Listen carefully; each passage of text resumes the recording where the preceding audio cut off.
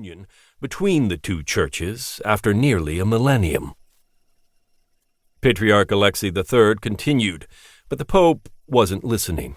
Having co-written the text, he knew every word by heart.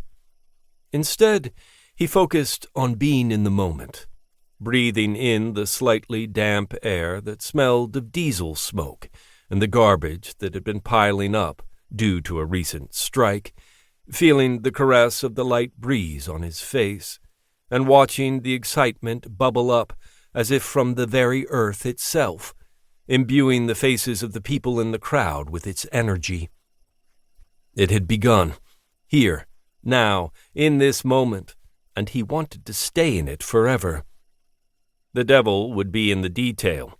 Both the devil and the detail would follow in droves in short order, but he shunted the negativity away from his mind.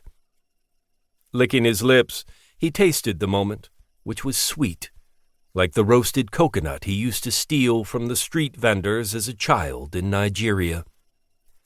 The shockwave of their announcement, which had not been leaked or hinted at in any way, pealed like thunder in the air. He could feel its power course through him, giving him strength, driving him forward. It had begun. Chapter 2. Nikolai Orlov paced back and forth in the private gallery of his apartment on the top floor of the Schloss Rheinstein. Pausing for a minute, he crossed himself beneath the painting of Our Lady of Kazan, then returned to his pacing, glancing at his watch every now and again. Close to the top of the hour, he genuflected one last time in front of the icon of the Holy Protectress of Russia, the original, which had been stolen in 1904 and was thought to be lost forever, and passed into his spacious living room, closing and locking the door behind him.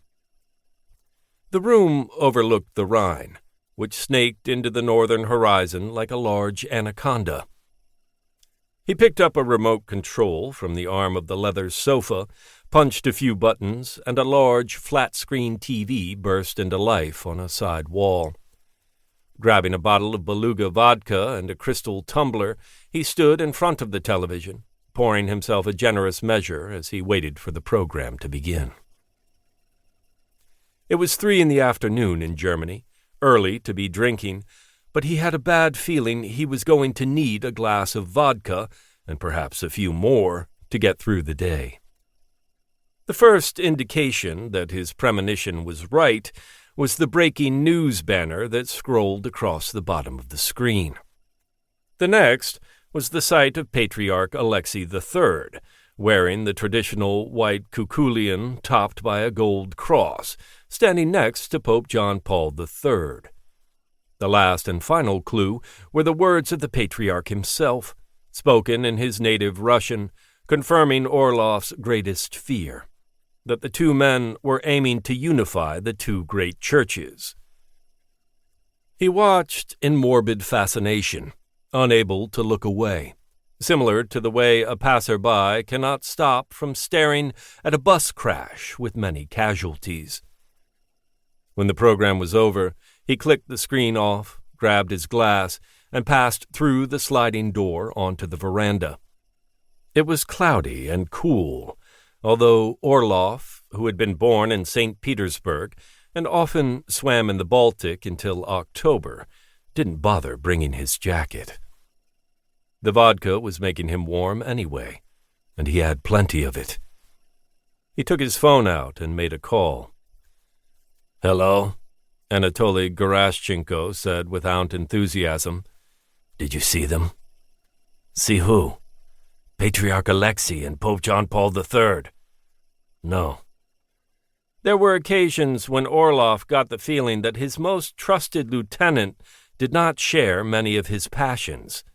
This was one of those times. "I warned them, Anatoly. You know that." Geraschenko grunted some kind of response.